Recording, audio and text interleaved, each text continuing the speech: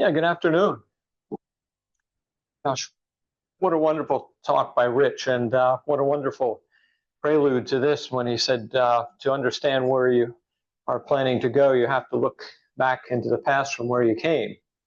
And that, I think, is the message here today, that we're going to spend some time after 60 years to reflect on that, but with the idea, how can we use what we've learned in the past 60 to move forward? So I'd like to, I guess, first say that I'd like to thank the research committee for helping me with this, that this was not something I had done after only 3 years with NEARA, that I definitely needed a lot of help. So I thank all those from the research committee that helped with this talk. And the other is just a quick overview that I'll talk a bit about the challenges that the early people, such as Ed Lennick that we have here, faced when they started out with NEARA, to give a sense, especially for the younger people here, that might be here, that what it was like back then to go through all of this. And then we'll get into some examples of things that had occurred over those 60 years in research, and then a little bit on what we're doing now and then future plans. And then usually you have to tweak this before anybody. Right there's good. Very good. Thank you. Well, again, I'm following all the other great speakers today and yesterday that has already been said, but as well as antiquities is in the name of NEARA, so is research. And the one thing is, the word in research is search. That we're out there searching for things, but in a systematic way. We're not just out wandering the woods. We're hoping to look for certain things. And the big thing we're after in that search is to look for facts. And as a scientist, I think of facts like pieces of a jigsaw puzzle. And the more facts you get, the more pieces you have, the more the picture can start to become clearer. And you can't often do that. The message I'd like to get across is do it alone, that each of us here has our own skills. So like Rich has a whole different eye of looking at things than someone else might be, that like myself, that's a geologist, and looking at the rock in a totally different way. Right. And I mentioned there at the end of that slide was, and reach new conclusions. Well, antiquities, you're collecting things a lot of times, just putting them in a sense in boxes. But with archaeology, it's more a scientific study where you're trying to learn more from things by looking at the past, the remains. But then I put an asterisk at the bottom, that it seems like the more answers you get, the more questions are raised from that too. And that's really what makes it fun here, that we're never going to find the answers. You're never going to have that jigsaw puzzle fully put together, because the only way to have done that has been to have lived back in that time period. And even then it would be questionable what was a fact. And then real quick, the scientific process, you often have a question. You go out there, you see a pile of stones or you see something, and then you say, well, I guess a good example would be those ruins that were found there at Spirit Pond. You find those and you say, they sure look like they're Viking ruins. So I'm going to make a prediction that if they are, then I should find some signs of Vikings living around that shell pile where it was found. So then you gather the data. They went out as professional archaeologists and dug, as Ed said, for 3 years to look for the data. What can they get from that site? And you also gather data on ruins. What do ruins look like from that time period? And then you analyze that. So you take all that information back. And that data need not be from the field, too. We look at, as Rich was saying, we need to look at our entire region around us to put things in context. You know, is it in the right place? You know, along the coast of Maine is a lot better place than looking in Florida if you were to find it there. So you want to put things in its proper context, and then you draw conclusions from it. And with those ruins, when they went out there, they found out, well, I'll be talking a little later, that they were not likely Viking ruins. So right there kind of takes your hypothesis, you know, out the window a bit, but also say, well, maybe there still could be something with the archaeology there. But if you don't find the archaeology that shows Viking occupation, and you say, well, maybe they were, those ruins or whatever those were brought in there. And you, therefore, when you get your conclusion, you may have to go back and revisit your hypothesis and revise it. So it may not fit. So then you say, well, maybe we need to look somewhere else, or maybe we need to look at this site through different eyes, different criteria. So that's what the scientific process is all about often. It's not coming up with an answer right away and knowing everything. And then I like this from Philip Morrison. He was a physicist from the 50s who worked on the SETI, looking for extraterrestrial life. But if not out in space, we're looking here in our own space in this region. Is that the probability of success is difficult to estimate, but if we never search for it, the chance of success is zero. So the whole idea is we need to get out there and look, and the more we can look with more eyes, the better. So looking at comparing what it was like back in the 60s compared to now, that we've got this fellow on the left you may recognize, and he has, I guess, the old version of the tricorder. That's all they had to work with back in the 60s. Now, we have the next generation tricorder here to work with too. And fortunately with this too, it shows that there is signs of intelligent life forms here in the room. So that's a good sign. But you think back, he had that large screen to work with, TV screen on the tricorder, had knobs to deal with. Now look at, we do much more than three things on our cell phones. So it's a new world, but it just shows the challenges that we had back in the 60s. And back then in the 60s, if you're doing your background research, and as Don has always said, look at what can we do before we go out in the field, is, to think back, you had to go to the library. You had to go to the card catalogs. Your Google was probably the librarian, that she could say, well, try that book in the back there somewhere. That was the closest thing to Google, was your librarian. And then you were lucky if the journal or book was there. You may have to have it, buy it or borrow it from some other library. Aerials, maps and things, aerials, you had to look at them at a county extension or somewhere. You rarely could buy those or you could get copies. And maps is the old USGS topos, and you trace them often because you had to buy each one of those maps. Correspondence there, think about letters. They had to be handwritten, typed, mimeograph, or a carbon paper was all you had in the 60s. And then meetings, they were face-to-face. And also the slides for slideshows, and I put carousel projectors. There weren't even carousels at that time. And do you know why the whole slide isn't showing there, possibly? Is this down at the bottom nipping off a bit of it? Yeah, because below telephone, there should be a little bit more. But yeah, so it just seems like online it's trimmed off. But for the telephone, we didn't even have answering machines back then. If you weren't home, you didn't get the message.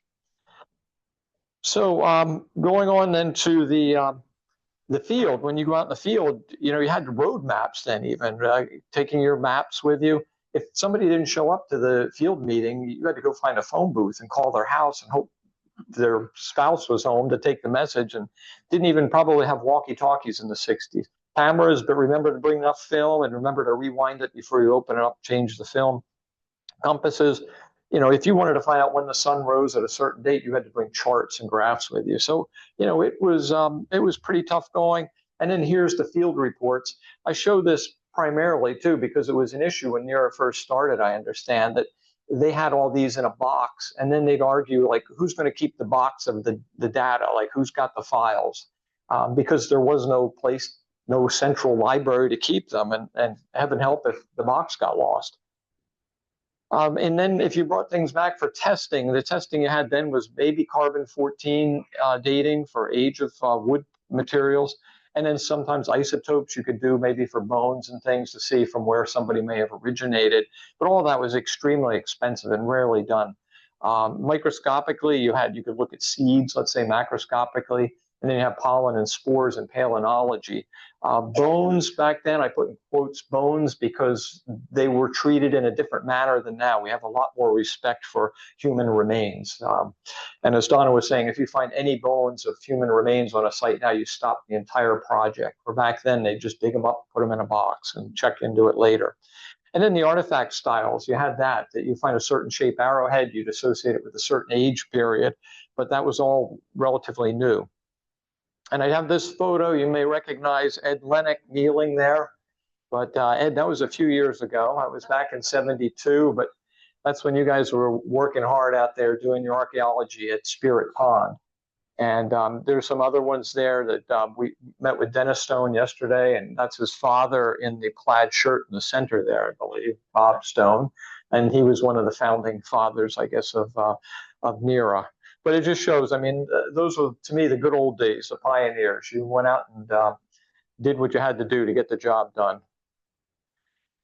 And then the other thing is the background research now in 2024, all you got to do is pull out your computer, even your phone, and you can get all of those things by searches. I mean, just think of it, maps and everything just appear on your phones or computers. The big one, though, that's different is we have Lidar now, which is was such a benefit to have that high resolution topography is one thing that no matter what you could do back then, you couldn't get something like that. And then that, in conclusion on this page is that our knowledge base has expanded tremendously too. So think about it.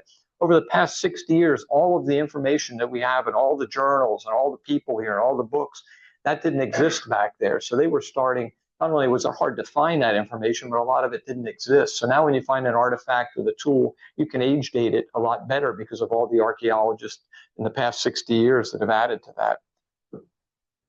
So the field work, again, the phone does so much of it. You bring your maps along, it shows property lines, who owns what. You've got the LiDAR, but you've now got the GPS, which is so nice to find your way and record where you've been accurately. So it's no more measuring from 3 inches from the left corner of the map down type of thing.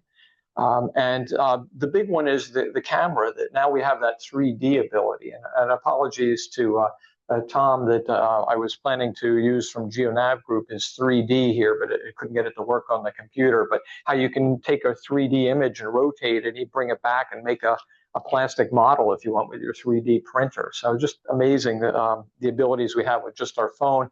And then the Astro Interactive visuals, to be able to go out there now and see exactly where the sun or the moon would rise on a certain date from that location. And the big one, too, is we now have much better geophysics. There was geophysics then, but I did a lot of geophysics in the 80s. And even then, you had to handwrite the data and plot it and hand contour everything. Now, you can almost create three-dimensional images right out in the field with the computer processing them. So geophysics is a big added tool because it's non-destructive. That's an important thing. And then in the lab, we now have the, even out in the field, the portable X-ray fluorescence to look at different chemical compositions of things if we need to. But in the labs, they now have a neutron activation analysis, which is a much higher quality that tells you a chemical analysis of that rock or something, and again, non-destructively, which is great. And chemical testing, it could do phosphates and things in the soils in the past, but now you can even look at protein residues in pots and things and say, gosh, you know, they were making wine in that pot because we see the residues appropriate for that. And DNA testing is another thing. 60 years ago, they had none of that. So you can look at the remains to see, you know, are they what their genetic history is, but also you can sometimes even look at soils and such and look at what life forms are in those soils that could have been back in that time period. Dendrochronology, it was in its infancy back then. You had to hand visually match all these images of the rings. Now they can run it into a computer and you get answers very quickly. It used to take a long time to process that. Plus, we got a lot more data to build on. That's a tree ring dating. And then the big one here is the OSL, the optically stimulated or thermostimulated luminescence. And that's the big one that's NEARA is really excited about because we can now test the time from when a rock or soil has last been exposed to daylight. So that can be a powerful thing to say when that pile of stone's been set there. But there's a lot of limitations to it, too. We'll be talking about in a bit. So looking at some of the accomplishments, one of them is NEARA's library, 4,450 books, although if the book sale goes here well, we may be able to lower that number a bit. But is just to have a place to keep all these. And you can tell from the book table the kind of specialty books that you're not going to be able to find at your local bookstore. So that's an amazing accomplishment, to have a home for those books. And then the other one that had been talked about by Walter is the database. And there, I don't think gave the numbers, but you know, we're dealing with 1,800 sites out there at least, and 76,000 files, and on 9,000 folders. And as I have that quote there, the strength of science is rooted in its data, that this is great for us not only to have, like they did in initial years of NEARA, the box of data, but now it's a box that can be out there for all of you to use and find very easily without having to drive to the library and look at these things. The other big accomplishment, and you may recognize those images on the right there too, our talk from Rich, is we've got the journals, and not to take that lightly. That they started with the first journal in 1966. It was 7 pages. Granted, it was only 50 cents, but those things were mailed out and probably mimeographed off. Now, 180 journals later, we've got them that can be emailed to your computer. Don't even have to come to your doorstep. You don't have to open your door. It just comes in your house, and you can revisit all of these things too, because as Walter said, they're in the archives. And a wonderful thing beyond that is that you've got this journal index, so you can search and look for articles in there that you may remember one from the past, or want to do a search on something, and it makes it so much easier. And just an example Donna pulled together for me here, she did it as well in a different graphic. But as you can do things with all that information on those databases, here it just shows by topic of interest the top 20, and the top word that was found in journal topics was stone structures. And then infrastructure, if you can't read that, stone structures, inscriptions, history, Mystery Hill or America's Stonehenge, diffusion, indigenous studies, archaeology, astroarchaeology, and petroglyphs. Oh, and Vikings. We got that in the top 10, along with runes. Okay, yeah, I'm not sure why it jumbled from how I presented it, but bear with us. Sorry about this. But one thing is the research committee itself, that it didn't exist back in '64. They started it in the '60s, but now we've got 8 members on the committee. And they've got a lot of skills too, which they can bring forward to help you out with. Is archaeology, we've got Donna Thompson, we've got Vance Teedy. Archaeoastronomy, we've got Vance Teedy again. Anthropology, Nancy Hunt can help with that. Database analysis is Walter. Engineering, we've got Fred Martin, can help with anything in that regard. Myself for geology, geophysics, as well as Nancy Hunt. And historic preservation, I think Nancy can help with that. Lidar and 3D imaging, we've got Tom Elmore, and Tom's also a historic landscape architect. And then petroglyphs, we've got Peter Anik, who also can help with database analysis. So we're all just an email away for answering questions and guiding you on that. And that's the email address down there. And I do want to thank all of you. Maybe if you just stand up real quick and thank the research committee, because they're all out there to help you. We can even get Nancy to stand up. Walter, you know who he is. And I don't know where the rest of them are. So the one thing, reflecting back on the past 60 years to look at, is the fancy word is cognitive bias. But there's also this term about the old saying that it's tempting if the only tool you have is a hammer to treat everything as if it were a nail. So again, after we heard this talk today from Martin about Vikings, it's like, I'm going to go out there and be looking for ruin carvings and things a lot harder on those rocks, because I get a little biased after I get fired up from this wonderful talk. So, we have to be careful about that. And it's pretty obvious reviewing the past 60 years how there was a bias there.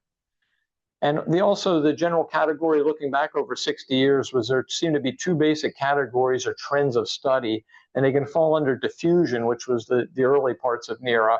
And that's where you're looking at it, since most of us here are Eurocentric. We're looking at it from a Eurocentric approach and saying, well, these structures obviously must have been built by us, or some from our eyes, our views. But that's now changed to the anti-diffusion, which says, you know what, these structures could also be from the local people. As Rich said, that lived here for 12,000 years. We've been here for 300 years. They've been here for 12,000. There's a chance they may have done a few of these on their time here. So Donna had run through these, but the diffusion since the 1500s, as soon as we settled here, are all these different groups that they say could have been here. But, if you're going to say the Knights Templar came over here and dug a 100-foot deep hole and put buried treasure down in the bottom, and I haven't quite gotten to the treasure yet, but it's down there. As Carl Sagan said, extraordinary claims require extraordinary evidence. So a lot of these, like Rich was saying, let's not just presume that that ruin is the answer to the question, but we're going to need more supportive evidence to bring to the table to really seal those kind of claims down. But then came Mavor and Dix, the Manitou, in 1989, and that started to change the tone a bit here. We became a lot more sensitive to the Native American presence, And they starting, not that Mavor and Dix emphasized it, but now the term ceremonial stone landscape started to come into play, and indigenous people. So I think that's where the anti-diffusion trend really took off, is around when Mavor and Dix came out. So going over some of the highlights over the past 60 years, I asked some of the folks on the research committee what they thought of. Now, granted, a lot of us are youngins, only been on for 20 years or so, but I think, Nancy, you've been on since 76, you say? With, no, but NEARA, with NEARA. 77. So yeah, we're lucky to have someone like Nancy to help with this view. So one of the things was that in 2011, and I like this example because I underlined in conjunction with, so NEARA in conjunction with the Upton Historical Commission, Kathy Taylor, Fred Martin, and Shannon Mahan, they sponsored the first OSL dating project of stone structures in the Northeast at the Upton Chamber. And also you can see the right photo is where it also got restored too. But I like this conjunction with, because the more people you can get on your team, the more powerful your work can be. You get a lot of different perspectives, a lot more information. As Devin was saying, we're going to talk to the locals. What was the date? Sorry? What was the date? I'm not sure. With a lot of this OSL, I'd like to say we don't know yet, that it's questionable. Yeah, and I apologize on that, but that's something I'll talk about in a little bit here. My answer might get clearer. So in 2015, the research committee again worked with Norman Mueller and also an archaeologist, Dan Lynch, and they hired geophysics survey to be done out at the fort at Lochmere in New Hampshire. And it's because on the right-hand side is a drawing of, I guess, from what they envisioned could have been the fort. So it had some unique shapes and things, but there's nothing out there at the moment. So they wanted to do geophysics to look into the ground to see if they could find evidence of those stone foundations. And on the left, as an example, there's 4 profiles there stacked together, but that's the resistivity that's working there, and different colors represent different properties in the soil. And then over on the right are 2 profiles of ground penetrating radar, and that again looks for underground features. And a lot of this takes some special eyes to look for, but they concluded that they couldn't find anything substantial with their geophysical surveys. And that's the problem with geophysics. I've done a lot of it. When it works great, and that's what you see in the journals. But a lot of times there's a lot of site restrictions, and it goes with OSL. You want to make sure, is the data valid or not, to draw any kind of conclusion from it. So it's not saying there isn't anything there, it's just saying that the geophysics didn't find it. It could be something in a form that the geophysics couldn't resolve. Another nice example was in 2017, NEARA got involved. They hired an archaeologist to look at a circular feature down in Veracruz, Pennsylvania. And that's very close to where there's a large jasper pit there that was a lithic source for Native Americans to use for their stone tools.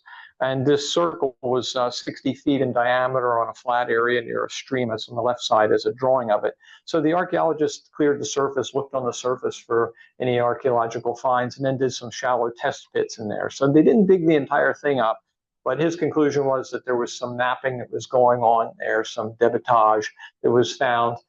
But no sign of anything substantial in the circle that looked circular. So it may be that the circle was just placed there because, again, 12,000 years of occupation, you draw a 60-foot circle anywhere in a low area, you may find some sense of occupation. So he couldn't resolve what that circle was at that time.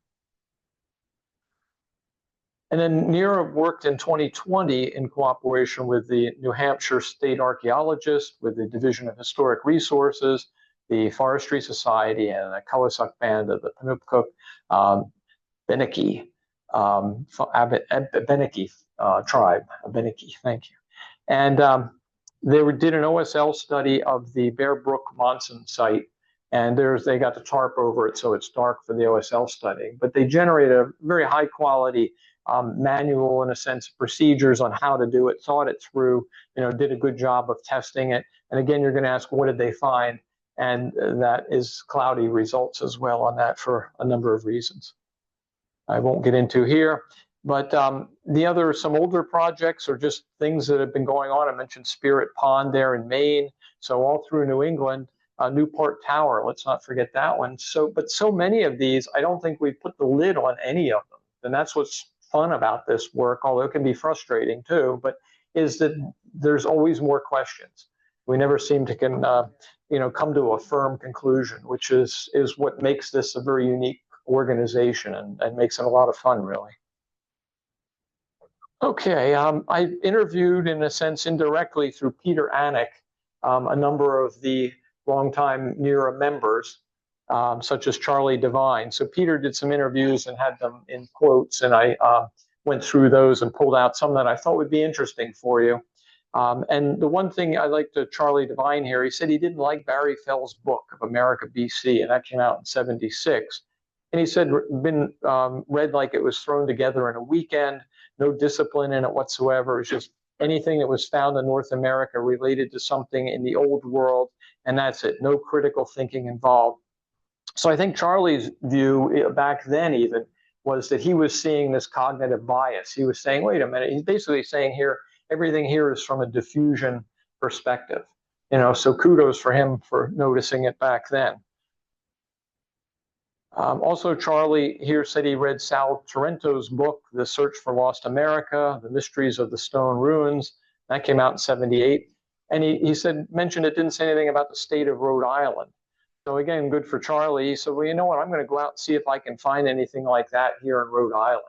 So that's one of the benefits of you folks, too. We've got a lot of feet on the ground, a lot of eyes in the sky, so to speak, that people can go out and search and say, well, you know what? This isn't finished. The book isn't complete. I'm going to go out and look in my area. And, sure enough, again, if you do enough searching, you may turn up the right rock there and find what you're looking for. And then Fred Brown, he was NEARA's first Massachusetts state coordinator. And he said he started losing interest when all these professionals started coming in. So this is back in the good old days. And the journal went more to Europe instead of around here. And I said, well, this isn't the way it started. Let's stick with the area. So then I found other sites that nobody paid attention to.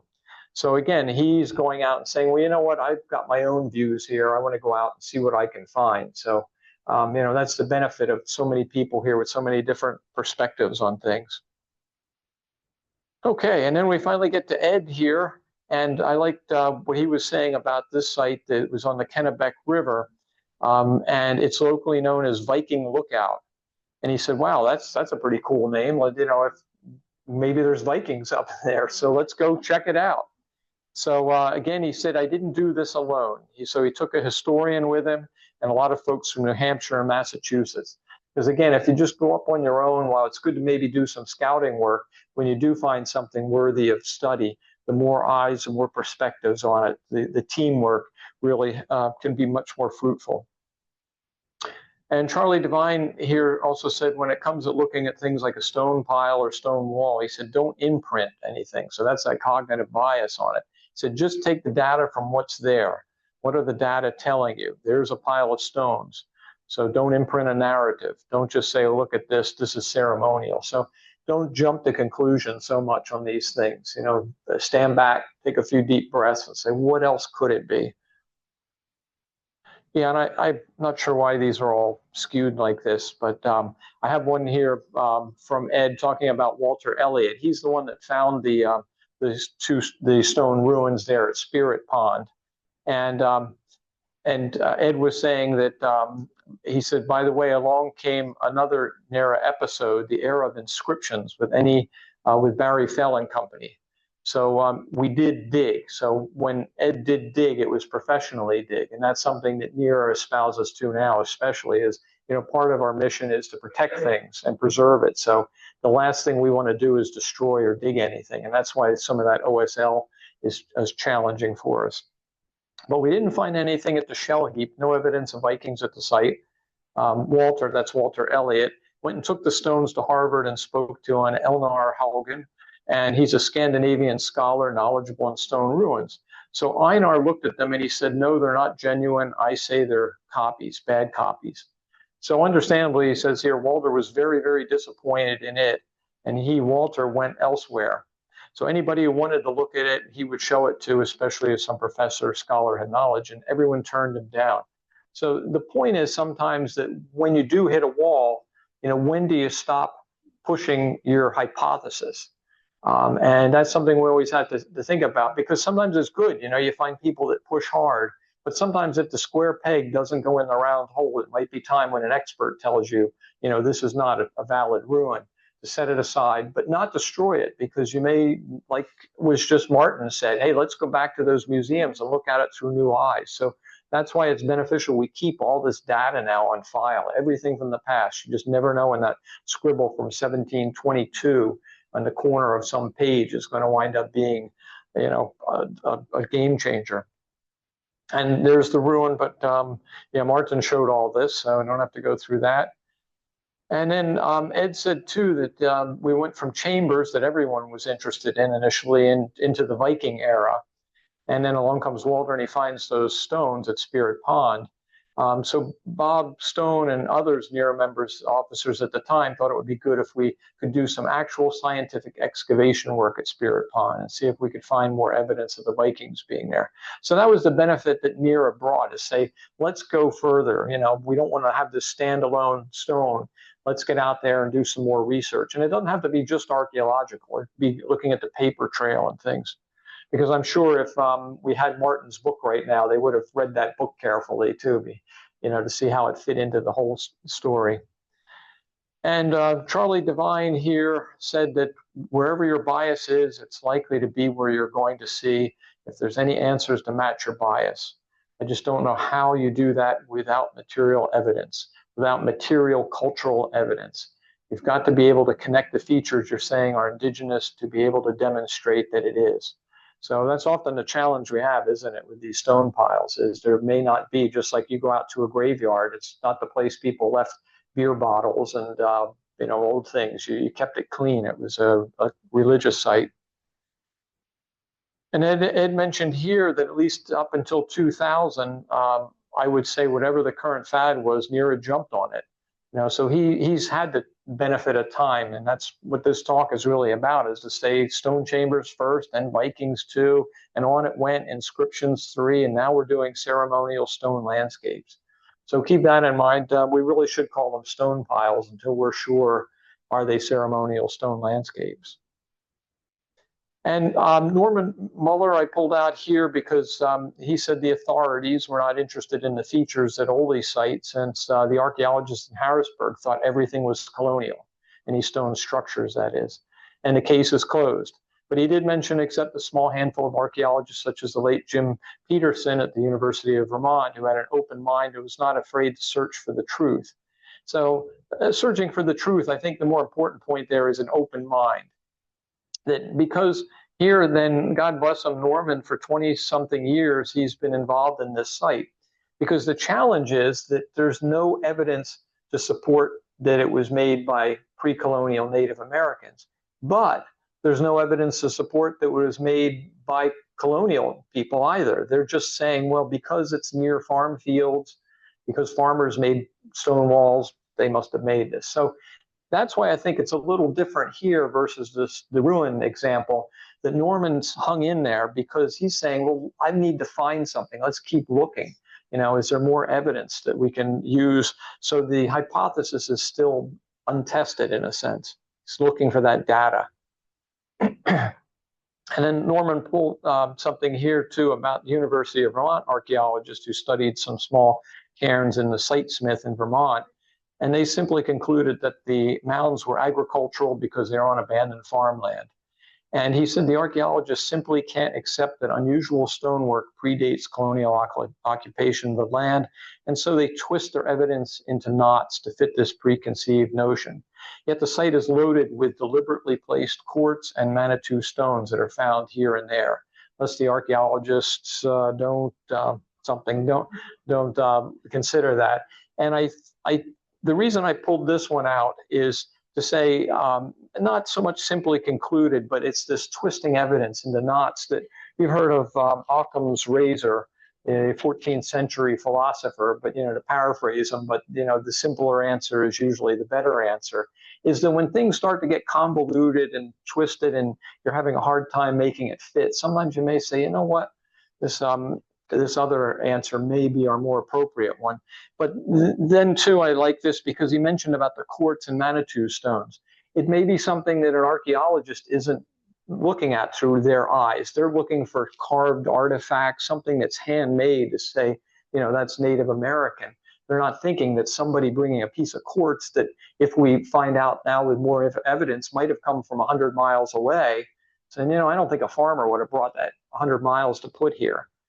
So it's having, again, lots of eyes on a project. It can really help us see more than we might on our own.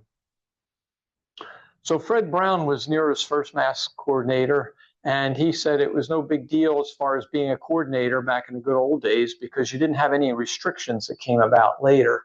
And I bring that up because, back in the early days too, there were a lot of people that went out, and it's so different now that now we want to sometimes be respectful of the Native American culture.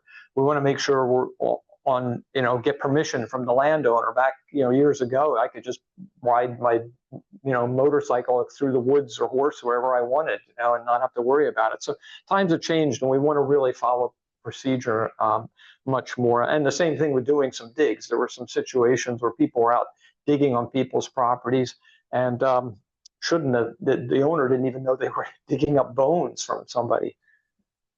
So yeah, this was an interesting that ties in with that Ed brought up. He said in the state of Maine, they said, hey, Walter, you found these stones at Spirit Pond. These stones belong to the state of Maine. That's our land. So here, Walter didn't even, get permission. He found them, didn't think much of it. He's going around showing everybody. So we'd very much like you to turn them over. And Walter apparently protested a bit and said, no, you know what, I'll give you $5,000 to cover my expenses because I've been driving your stones all around. So, it's sort of strange logic there. But, and the attorney general then said, well, I have a different opinion of this, So he said, like hell. So we're not going to be ransomed for property we already own. So finally, they threatened him with lawsuits and things, and he returned them to the state of Maine. So they're now in a museum. And that's an important thing too, is, I've heard other people say that we have a clarifier on that probably. Yeah, there's an addendum to that one. Yeah, Sue Carlson told me. She asked Walter, what's your bottom line? Like, what do we have to do to get these stones back from you? And he said, well, I could use a car. So Sue Carlson went out and bought Walter an old beat up car. He was happy. They got the stones back. Oh, really? Very good. Very good. Oh, Ed, you have something else? Story there that I was told. We'll see if I can pop this out. Well, here, please share it with everyone, although that's as far as you can go. I have a lot of work. Yeah. Yeah, it was a contentious issue. The state of Maine did want the stones back, and the story I got that his demand was $5,000, and it reached a stalemate. Finally, through negotiations, a wealthy donor, from somewhere in the Philadelphia area, offered $5,000 to Walter, and got what he wanted. And so then what he did was he turned around and sent a letter supposedly to the Attorney General, and he said, I've returned the stones to the state of Maine. I buried them at Spirit Pond. Oh. Yeah, but when he got the $5,000, he supposedly dug it up and turned it in. They are at the State Museum. See, this is what I love about history, because you're putting all the pieces of the puzzle together here to get a clearer picture of what went on. So very good. Okay. Yeah. So Walter Elliott was a team member on one of your gigs there at Spirit Pond. Yeah, he's listed as a participant in your roster of personnel. He watched us. Okay. Just asking. Yeah, he he was there a lot when you were like, he wanted to see if we found it, Okay. but he never dug. Never. I'm sorry. Did he carry buckets of dirt? Did he get stung by No, mosquitoes? didn't even do that. He would stand in the back at the edge of the tree line, and we were, of course, along the sandy shore and watch. And so we're clear, that's Walter Elliott, not Walter. Yeah. All right, so on to Norman Muller. He was saying, looking at our rock structures is top priority, of course. And for NEARA, what makes sense is to come up with some dates. And what's the point of doing it? It's fun, yes, but I have a different mindset. I need to know that I have some real information. So he's talking about valid facts and data here that I'm looking at. What is it? How old is it? Who built it?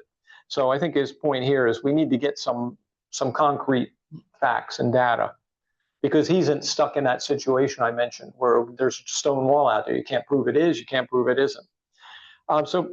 Just recapping all of this is our prior research is often based on assumptions, not fact, looking over the past 60 years of information. And a lot of that's often is cherry-picked information to fit the narrative that the researcher's trying to support. And the improper information also has been sent out into the world and taken as gospel. So, that's a problem when these things get published in journals and things back then, that somebody will pull it up and highlight just a sentence on something, take it out of context maybe, but, we'd have to be careful of what gets published out there as well. So the shortcomings from the past NEARA research drives us to make future research coming out of it much better. So how can we improve these things? So now I'll get into that, answering that as we get into what we're doing today. So currently, it was OSL asked, how old is it? The dating of rocks and soil, and it sounds like the silver bullet. You hear the talks and you think, this is perfect, this is just what we needed. But unfortunately, a lot of places where it seems to work well might be down in the southwest US, which I have a photo on the left of the desert areas, because you have the sun can just bleach or strike that soil and really, they call bleaching, but get it primed for when you're going to bury it. And the same thing with the rocks. Where on the right side is an image of turtle effigy there at Windsor County by Mark Starr, and it shows that we have a leaf duft here. Back in colonial times, it might be 6-10 inches of humic zone there before you even get to the soil. A nice black, rich soil. You've got leaves on the trees even. So a lot of times lifting up a rock and moving it onto some soil, the soil underneath may never have been bleached by the sun. The other is you need the proper quartz or plagioclase, the feldspars and things, the minerals in there to do the testing on, which here we've got metamorphic rocks. So we may not always have the same rocks that we're ideally wanting. And as I mentioned with the soils, they're rather fluid, because not only do you have this bleaching issue, but you've got the problem that once you put the rock down, or even before that, the ants and the worms and the squirrels and things can be digging around underneath of that, or the water that we have here can be moving the soil around. So the soils we're really finding to be a challenge, that testing the soil just has so many variables that it may not be worth doing. So we're looking into that. The rocks, the challenge we have is disruptive. You look at that turtle effigy there, you need to find a rock that it's not exposed to sun. That means taking that head piece and getting underneath of it and somehow chipping a piece out of that in the dark and taking it to a lab. So you're getting destructive, or at least disturbing it significantly. So the research committee, as a result of this, we're working on quality control manuals for how to sample these and how to test them. So you want to blind, label your things so you're not biasing the lab, because we're finding that the lab has a lot of their own variables too. And then it's cut off the bottom down there. Trying to remember now, I should pull up my other PDF of it. But the other thing we want to do is some verification testing and say, let's test a few of the perfect sites instead of, just like the geophysics is, go to the best sites to see if this thing really works. And if we have challenges with that, then it really questions, why should we hope that we can use it on many of the other sites? So we want to just make sure that this works, and that's really going to help you out in the long run, and the professional field too, that these manuals be designed for their use. Okay, the other thing we're doing is Silver Lake Chamber. Vance had referred to it as Harrison. It had also been Buckout Road, I guess, but we wanted to make it where you can't identify the location exactly. But I'm calling it a triage assessment. And just but a month ago, we got a notice that, again, our NEARA members, so we had Sarah, Sarah Wayne. She lived right nearby this and found this chamber just walking around back in the woods behind her, and found out that it was about to be destroyed by a developer who's going to be putting a house on the site. So thank goodness she got in touch with Robin Field, and they got in touch with the research committee, and we looked into it and said, what can we do? It's going to be demolished. What can we learn from this? Or is there anything we can do? We got some quotes, and we're also involved with the Stone Trust Association. They're stone builders from New England. They gave us some quotes on what it would cost to take it apart, rebuild it, exactly. We're hoping to come out with us to look at the site and study it, because they can see a lot more, again, different eyes of a stonemason, see how they may say certain ways are built, because they're trained from England, the British way of stone building. So they've got a lot of views on things. And what we're hoping to do is get some OSL samples from this, because this is the case where it's, like I said, it's destructive. Well, we're going to dig around the outside of the chamber and try to pull out rocks, make sure first they're the right type of rock, and then split the samples, send them off to 2 different labs, but we're going to have the exact same rocks. So therefore, again, that's a verification testing on this. And we've been out there, Vance has been out to scout it out. So this is an example how NEARA can jump on things if they have to really take some action, see what we can learn from it. And we're hoping also to look for other dating evidence. When we're digging these things, we'll do a bit of archaeology to look for artifacts and such. And we're going to do some research of the area, look at construction techniques. And then the hope is, somebody said they'd like to rebuild it on their property, but it may not be rebuilt exactly the way it is. But yeah, there's lots of things that we can learn from this, sadly, before it's gone. The other thing we're looking at is, again, apologize for these things, that the joint venturing we're looking to work with the New Hampshire Division of Historical Resources, the Sal Virginia University, is that there's 2 lithic known Native American quarries in New Hampshire. And often is in that photograph, you'll say, well, you can look at an arrowhead or some tool and say, oh, that looks a lot like that quarry rock, and therefore we presume it came from there. Just looking at a podcast from up in Canada, and they said, oh, there's one from Mount Jasper in Vermont. But you don't know for certain on that, because there may be other quarries that we haven't yet found, or there could be similar colored stone somewhere else. So we're going to do this neutron activation analysis, and you get this sort of fingerprint of that rock and do a lot of testing of it. And this is something then the archaeologists can keep for reference in the future. And then when they find a tool, they can run it through their XRF or their neutron activation, and it's non-destructive, and say, you know what, it matches exactly that. So again, we're building this database that can be helpful in the future. And it's a cooperative effort here with them, which is a great thing. Okay, and then the other things that we're doing today is that we're creating these project packages. So we're creating little abstracts for you that the research committee has thought through. Peter Annick has one, for example, if you're interested in stone structures, the orientation of them, such as when we were over there at America's Stonehenge, these things are oriented in certain ways relative to each other. It may turn out, if you want to help study these and say, well, you know what, if I look at the Swedish people that settled in this area at this time period versus the Germans, versus the English and Scots, I may start to see that, that certain people like to put their outbuildings in certain orientation relative to the main house, maybe the well, which way does it face? And therefore, over time, we can start to maybe create a database that we might be able to, when you find a few stone structures with nothing there, say, you know what, that seems to match the sort of Swedish style.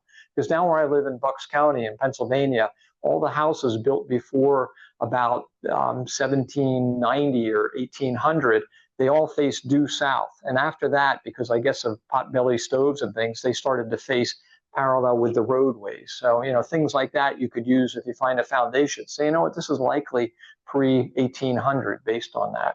So it just adds more to our database. The other thing, though, is we have those project packages. So it could be you or professionals that could read these, and then we provide you with the support. So we say, if you like the idea, then we'll work with you. If it may be some funding, some grant writing, some needs, or just professional, looking over your shoulder, helping you with it, or get other NEARA members to help. But conversely, that if you have some ideas that you'd like to see researched, maybe not just on your own, but as you or the professionals come to us with your ideas, and we can then review those. We first get the abstracts on the web page, and then if we like it, you fill out the application form, and then we not only accept it, but we'll work with you to help you make sure this gets done, and then help you publish it too, because getting it published is an important part for many people. And on quality today, what we're doing is we're giving a scientific review of the potential conference speakers, make sure we get good quality speakers here for you, and also a prospective publication articles, so that the articles, again, like I said, you don't want something put into writing that later on somebody's going to say, that wasn't very professional or well done. And then also the same thing, public inquiries. We have that email address, not only for you folks, but the general public. So we answer over the course of a year dozens of questions, and often provide them with links to different resources that they can use in their research. And then wrapping up here, in the future, we want to continue to support from a technical, but also the financial, provide some funding or at least help with grant writing and the publishing. So those are all things with research. And go beyond that, we want to do a bit of training where we can for different things on how to do things properly, maybe filling out, doing a proper field assessment, but also help to understand more, like we had our last speaker, from an indigenous people's perspective on things, to understand that, to give a broader view on things that we may not have, and then have our lectures and field trips and look at quality control wherever we can. If we see something we feel like people need to bone up on, we'll be there to help them with that. So sort of wrapping things up here, that put you in the center here with your research, and you've got the research committee at the top there to support you. And like I said, you've also got the board of NEARA there to support you, because they can help with other needs you may need to get some other groups involved with it, inviting some archaeologists to come in. It may be that they can even help with the grant writing or funding that we may have for you. And then we've got the publications group over there too, that if your article's worthy, we get it published. So again, just recapping, that research is that systematic investigation, but we're trying to get facts. So the more facts we can get, more facts you folks can get, the new conclusions we're going to have, and the brighter the picture is going to be of our past. And like I said, though, reminded the archaeology, while we get answers from it, and our work here is that we're going to wind up with more questions.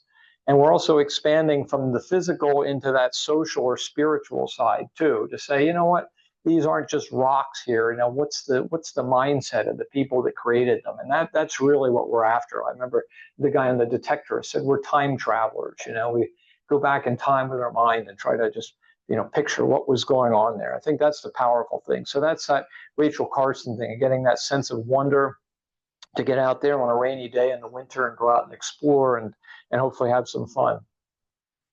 So just say here too, the more we know, the more there is to learn.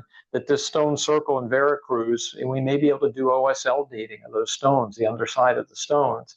But the big question is, even if we do say they're Native American, or even if it was the Boy Scouts out there, then the big question is, what was going on in that? Were they dancing in that circle? Was that some kind of a sign just to say, oh, this is the center of the earth? Or, so it's just, there's so much more we can learn, and that's really makes this organization so much fun. Charcoal bottom for me.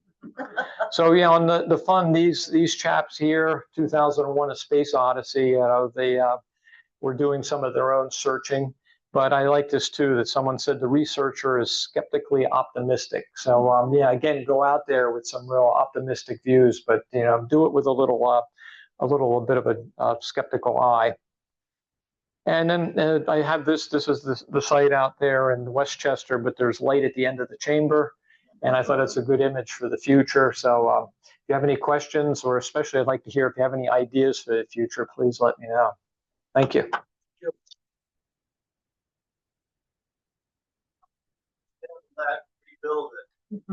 Yeah, he said that, and now the fellow I asked had a group of about 5 stonemasons. He's one of the few that has that many in his company.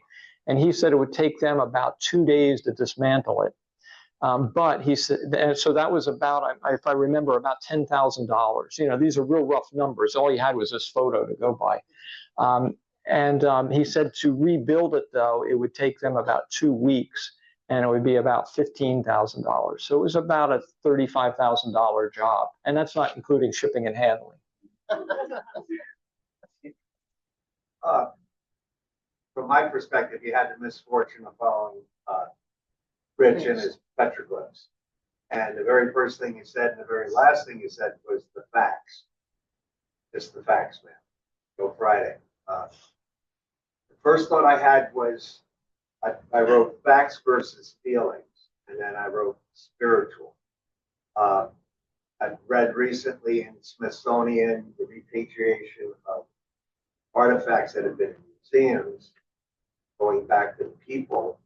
And when those items are returned, there are tears. I mean, serious, deep sobbing. I had the opportunity, when my children were growing up, I got involved with telling Native American stories that I got from tapes, whatnot. A lot of stories about vision quests, and I had the opportunity with a guide to do a 4-day vision quest. So sacred sites, sacred circles, vision quest sites, you can excavate them, you can do all this research, but there's a tremendous spiritual impact from that. And I don't know how you deal with that. Hopefully, did everyone hear his question or statement? Because it's a powerful one, but he's talking, if I just reflect back, but from what I'm hearing is, often I'm talking about the facts here. So again, that stone circle at Veracruz, the facts are, we may say, well, this is what we know, that this circle was Native American, built based on the age, if the OSL date comes back. But then we get into the spiritual side of that. How do you balance these things out?